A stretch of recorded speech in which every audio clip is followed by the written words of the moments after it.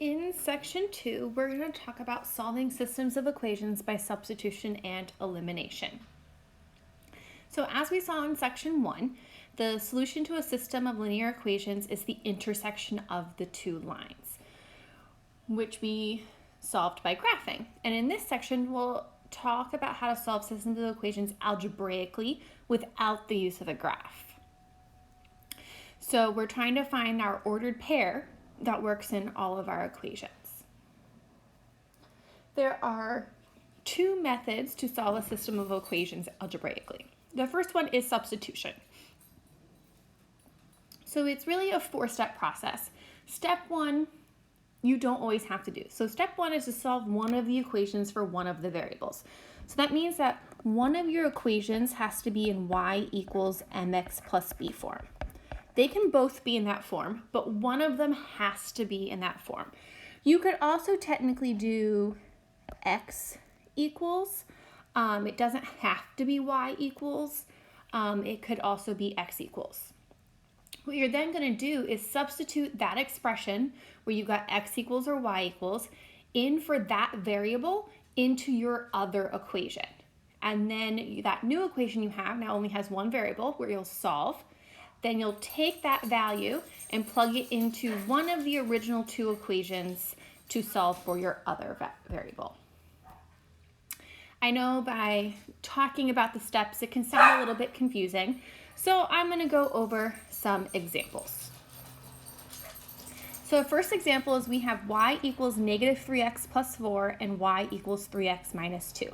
So both of these equations are already set up as y equals. So what that tells me I can do is I can take one of my equations, like the y equals negative 3x plus 4, and I can plug that in for y in my second equation, which is going to give me negative 3x plus 4 equals 3x minus 2. Now I have an equation where I'm just going to solve for x. So I'm going to add 3x to both sides. So I get 4 equals 6x minus 2. I'm going to add 2 to both sides. I get 6 equals 6x.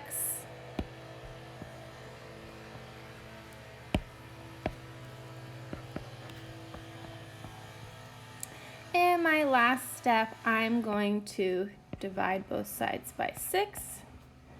And we get that x is 1. Okay. I am not done solving here. I have only solved for one of my variables. So what I'm going to do is I'm going to plug that into one of my original two equations. Doesn't matter which one. I'm going to go ahead and use the second one. So y equals 3 times 1 minus 2. So I get 3 minus 2, which means y is also 1. Now that we've solved for x and y, you can leave it as x equals y equals, or you can go ahead and write it as a point. Remember, it's always x comma y, and since x and y are the same here, it's just the point 1, 1. So in this first example, one variable was already solved for in both equations, which is not always going to be the case. Like in our second example, we have x plus 7y equals 0, and 2x minus 8y equals 22. So I need to figure out, do I want to get x or y by itself, and in which equation? So when I'm trying to decide, I go with a variable that is just x or just y. That way I don't have to do any type of dividing. I don't have to worry about fractions or anything like that. So my first equation, I'm going to get x by itself by subtracting 7y from both sides. So then I end up with x equals negative 7y. Now I'm going to go ahead and take my negative 7y and plug it in for x in my second equation. So instead of 2x, we have 2 times negative 7y minus 8y equals 22. 2 times negative 7 is going to give me negative 14y minus 8y equals 22. It's going to give me negative 22y equals 22. Now I'm going to divide by negative 22, and we get y equals negative 1. I can go ahead and use my first equation now to solve for x, because it's x plus 7y, so x plus 7 times negative 1 equals 0. 7 times negative 1 is negative 7, so I get x minus 7 equals 0. Add 7 to both sides, and I get x equals 7. And when I write this as a point, remember x always has to come first, so it's going to be 7, negative 1. It doesn't matter that I solved for y first. The way you write a coordinate is always to put x first. So our first two examples are kind of the easy substitution ways. One of our variables is already solved for. One of our variables is just one step to get it isolated. That's not always going to be the case, which is what our next two examples are going to look at. I'm going to have to do some dividing. So I have 6x minus 12y equals 24, and negative x minus 6y equals 4. So when I have no choice, one of them isn't just x or just y, I'm going to go ahead and pick the one that is as close to just x or just y. And that's my second equation. I'm going to get x by itself. So my first step is going to be to add 6y to both sides. So we get negative x equals 6y plus 4. Then I'm going to go through and divide by negative 1. And we get x equals negative 6y minus 4. I'm now going to go ahead, take this equation, and plug it for x in my first equation. So it's going to become 6 times negative 6y minus 4 minus 12y equals 24. Distribute my 6, I get negative 36y minus 24 minus 12y equals 24. Combining like terms, I'm going to get negative 36y minus 24 equals 24. That should actually say negative 48y.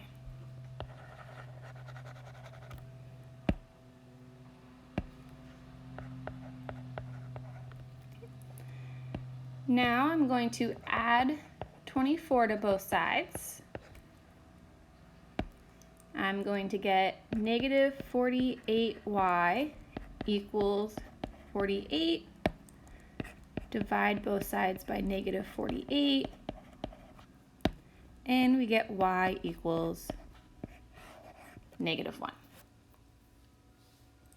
I'm going to go ahead and, since I already isolated x in one of my equations, I'm going to go ahead and plug it into that equation since x is already isolated.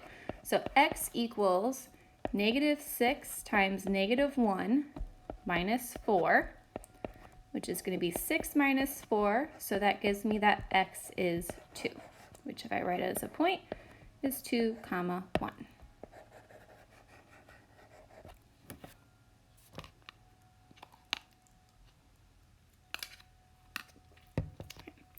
Last example, 1/2 x minus y equals 3, and 6x plus 6y equals 0. Now, rarely, if ever, am I going to give you a system of equations that has a fraction. But it is something that you may see, so I do want to do an example. So what I'm going to do is I'm going to go ahead and get y by itself in that first equation. So the first thing I'm going to do is subtract my 1/2 x from both sides.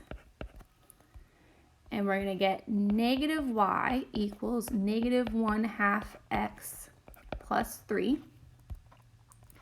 Then I'm going to divide through by my negative 1. So we get y equals 1/2 x minus 3. I'm going to go ahead and take my 1/2 x minus 3, plug it in for, y in my second equation.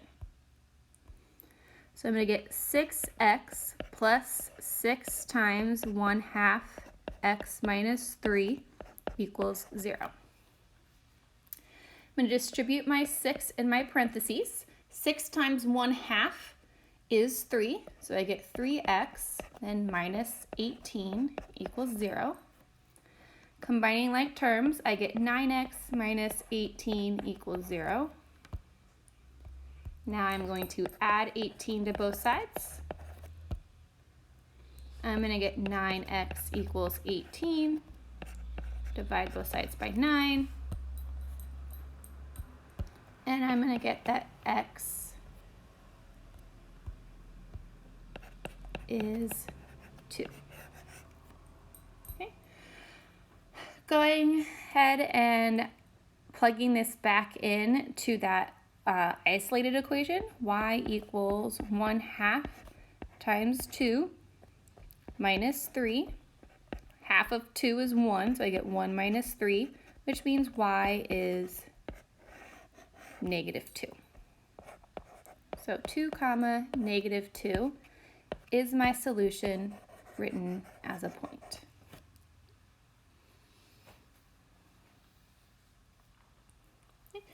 And we can always check our solutions here, similar to what we did at the beginning of our 2.1 notes, where if I had a coordinate point and I wanted to make sure it was a solution, plugging it into both equations and making sure you get true statements. That's kind of how you check that you have done a system of equations algebraically correct. So our second method is going to be substitution.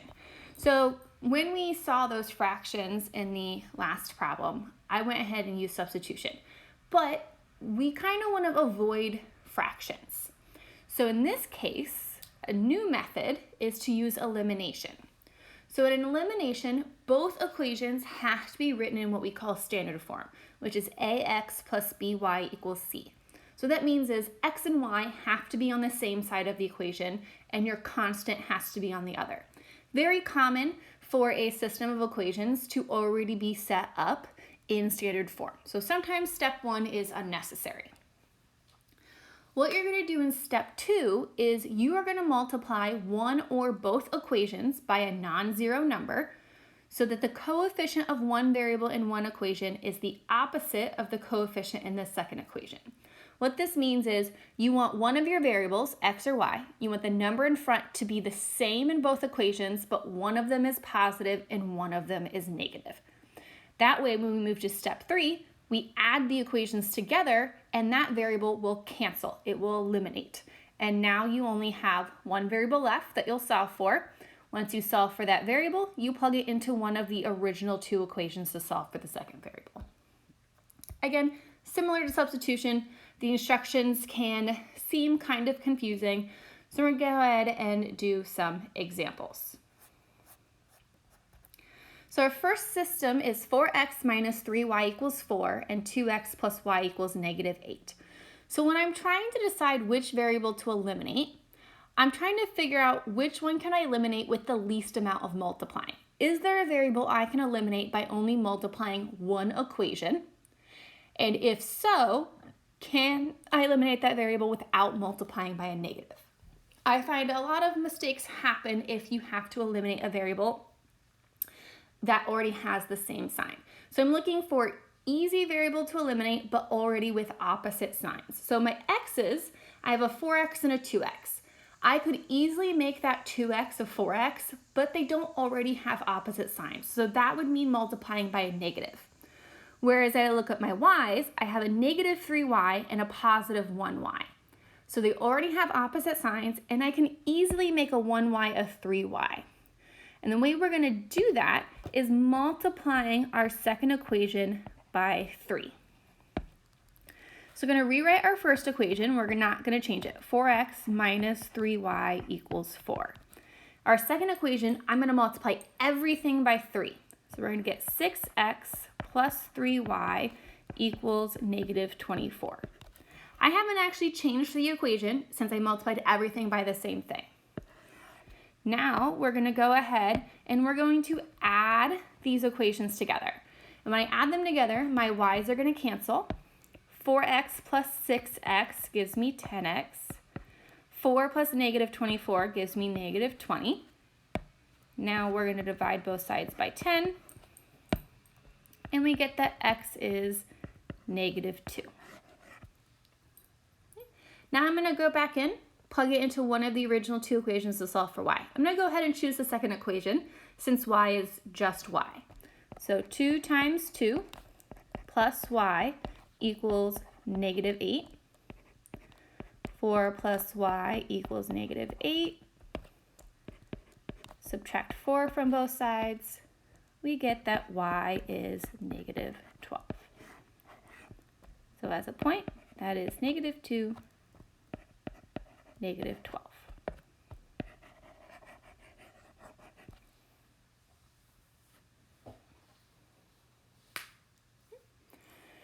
For our second example, we have 2x minus y equals -1 and 3x equals 30 minus 2y.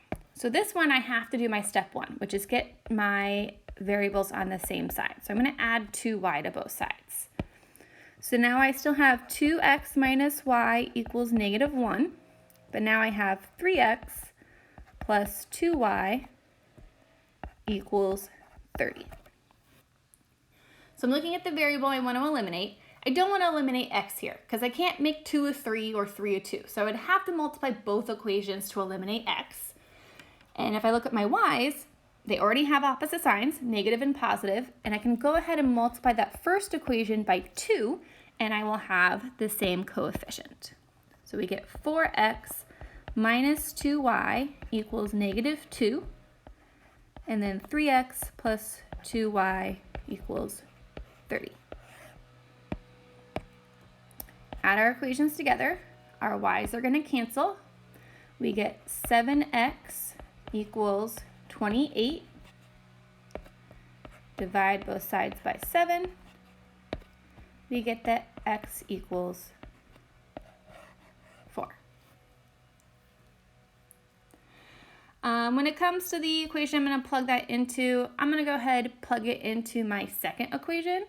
So 3 times 4 is going to equal 30 minus 2y. So I get 12 equals 30 minus 2y. Subtract 30 from both sides. We get -18 equals -2y.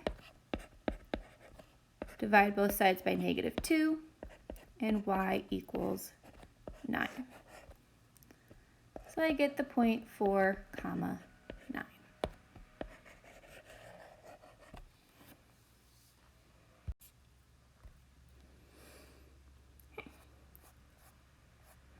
Last example, we have x plus 2y equals 4, 2x minus 3y equals 1. So my easier variable to eliminate here is going to be x. Even though my y's already have opposite signs, which is something I said you want to look for, I'd have to multiply both equations to eliminate y, which I try to avoid more often than just multiplying by a negative. I can easily make x a 2x, and if I want them to have opposite signs, I'm going to multiply my first equation by -2. So we're going to get -2x minus 4y equals -8. Our second equation, 2x minus 3y equals 1. Add our equations together, our x's are going to cancel. -4y plus -3y is going to be -7y. -8 plus 1 is -7. Divide both sides by -7. And we get y equals 1. I'm going to go ahead and use that first equation to plug that into to solve for x. So x plus 2 times 1 equals 4. X plus 2 equals 4. Then we're going to subtract 2, and we get that x equals 2. So our solution is the point 2, 1.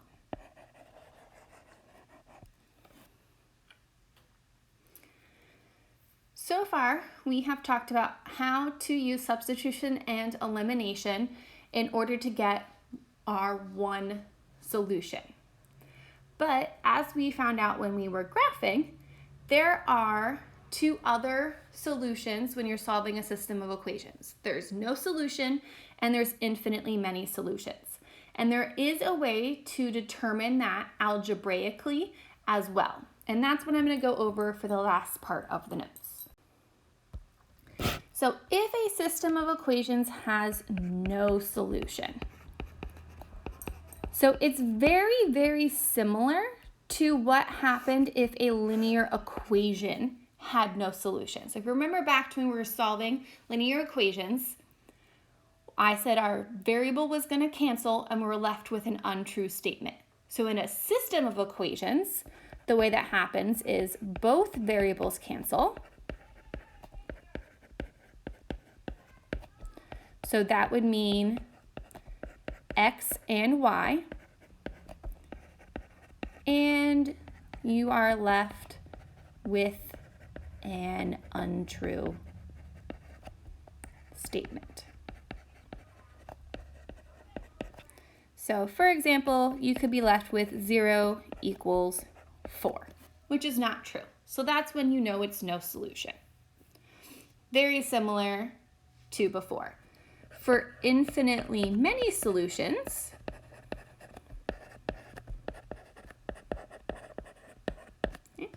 again, thinking back to, now it's not the same thing as all real numbers when we were solving a linear equation, but it is similar. So you're going to start off the same way. Both variables are going to cancel.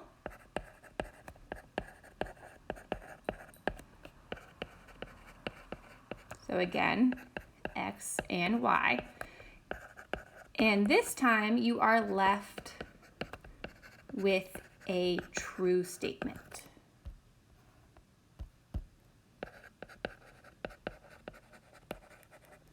The most common statement you're going to see is 0 equals 0. But it could be 1 equals 1, 2 equals 2, something like that. Right.